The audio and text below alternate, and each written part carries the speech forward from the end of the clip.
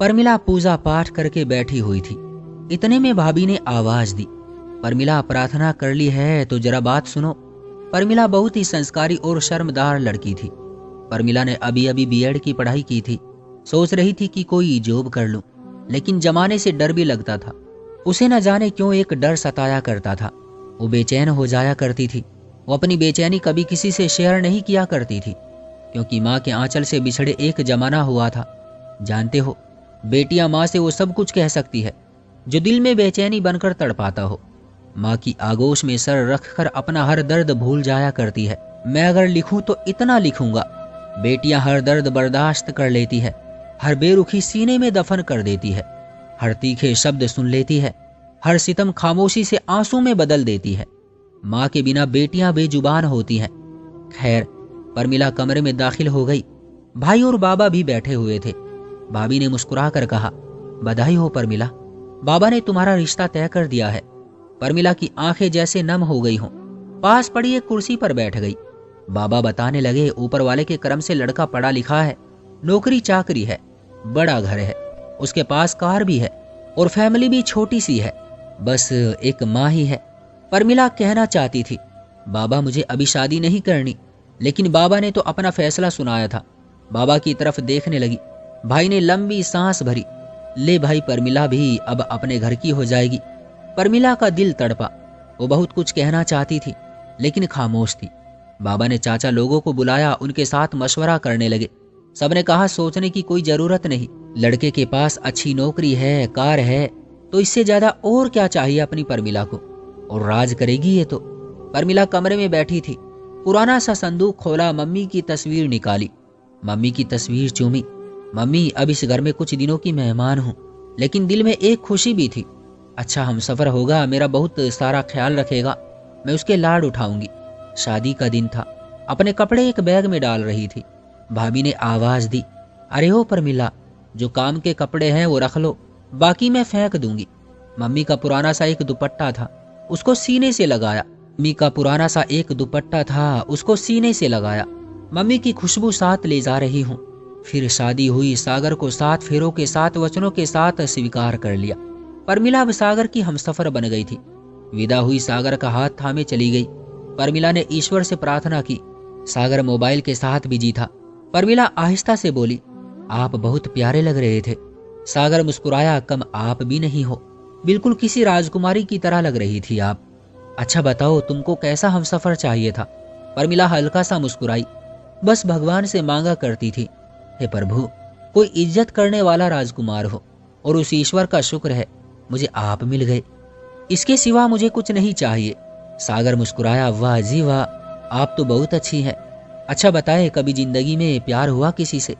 परमिला नजरें झुकाकर बोली, बिल्कुल नहीं, कभी इस तरफ ध्यान ही नहीं गया। सागर आहिस्ता से बोला, अच्छा सुनो, मम्मी का बहुत सारा ख्याल रखना। मेरी दुनिया मेरी माँ है, और मैं चाहता हूँ आज से तुम भी मेरी माँ को अपनी माँ समझो। परमिला बहुत तो खुश थी। सागर, मैं आपकी माँ को माँ कहा करूंगी, मुझे ईश्वर ने माँ दी है, मैं ईश्वर का धन्यवाद करती हूँ। सागर मुस्कुराने लगा। कुछ दिन गुजरे। परमिला खाना बना रही थी कि सास किचन में आई, बात सुन लड़की। परमिला मुस्कुरा कर बोली, जी माँ जी। सास बोली, देख लड़की, तुझे अपने लिए कुछ खाना बनाना हो तो बना लिया कर, मेरे लिए तुमको कुछ बनाने की जरूरत नहीं है। परमिला आहिस्ता से बोली, लेकिन माँ जी ऐसा क्यों भला? सास मुंह सा बनाकर बोली, क्योंकि मुझे किसी के हाथ का खाना पसंद नहीं है। परमिला खामोश हो गई, अपने कमरे में चली गई। सागर भी अपनी जॉब पर चला गया। वो दूसरे शहर जॉब करता था, महीने में सिर्फ 2 दिन के लिए ही घर आता था। परमिला आज कुछ उदास थी। सागर को फोन किया, सागर मेरा दिल घबरा रहा है। न जाने क्यों सागर ने अजीब सा रवैया बरता, यार तुमको पता है मेरा इस वक्त ऑफिस टाइम है, मुझे इस वक्त कॉल ना किया करो। फोन बंद कर दिया। परमिला चुप हो गई। सास के पास जाकर बैठी, मगर सास अपनी बेटी से बात कर रही थी। बेटी अपने पति के साथ लंदन में रहती थी। परमिला आराम से बोली, माँ जी, क्या आपके पास लेट जाऊं?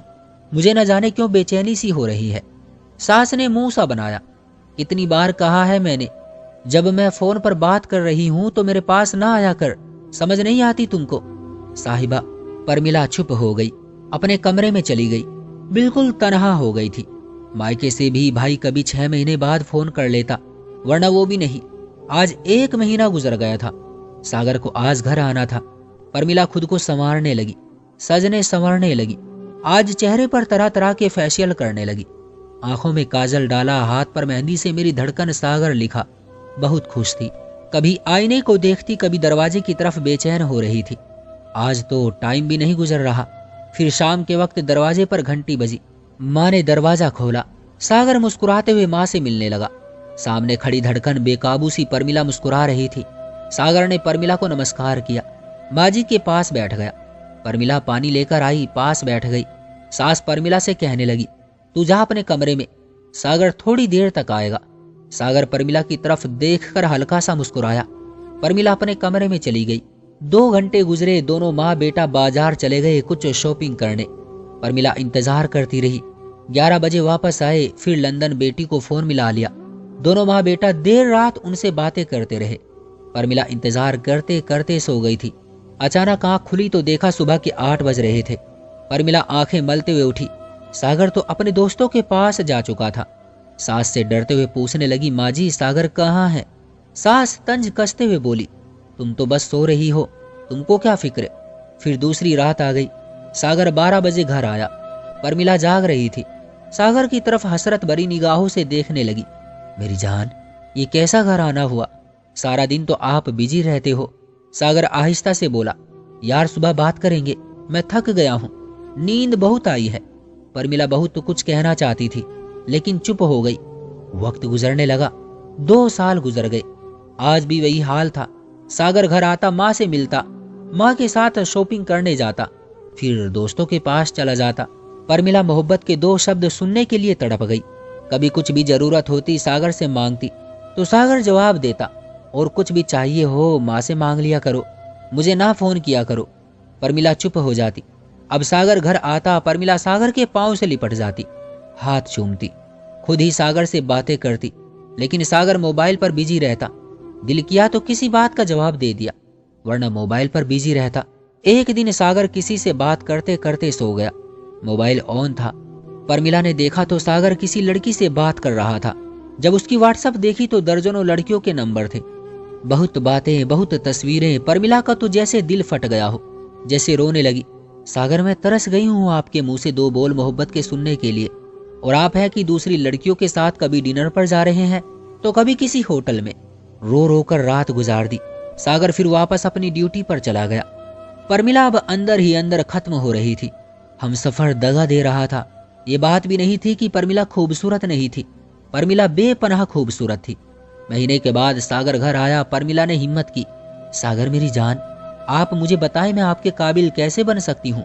आप जो कहेंगे मैं वो करूंगी। आप मेरे पति परमेश्वर हैं। आपके कदमों पर मेरे दोनों जहां कुर्बान हैं। मैं आपके लिए जी रही हूँ और आपके लिए मर जाऊंगी। सागर, आप मुझे महीने का 3000 रुपये देते हैं ना? मुझे नहीं चाहिए। सागर मेरी जान, मुझे कार या बड़ा घर कुछ नहीं चाहिए। सागर, कभी मुझे अपना कहो ना, मुझे सीने से लगाओ। आज 2 साल गुजर गए हैं, मुझसे कभी किसी बात का मशवरा नहीं किया तुमने। मुझे ना आप मोहब्बत से बुलाते हैं, ना माँ जी मुझे समझती है। सागर, मैं पागल हो रही हूँ।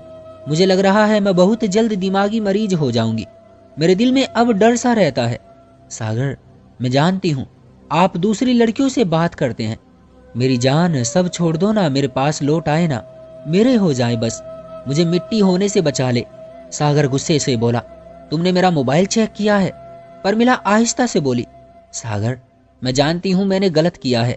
मुझे मार लो, मुझ पर गुस्सा करो, जितना जी चाहता है सितम ढाओ मुझ पर, लेकिन प्लीज मुझे रुसवा ना करो। सागर, मैं रो रो कर थक गई हूँ। अब मैं हार रही हूँ।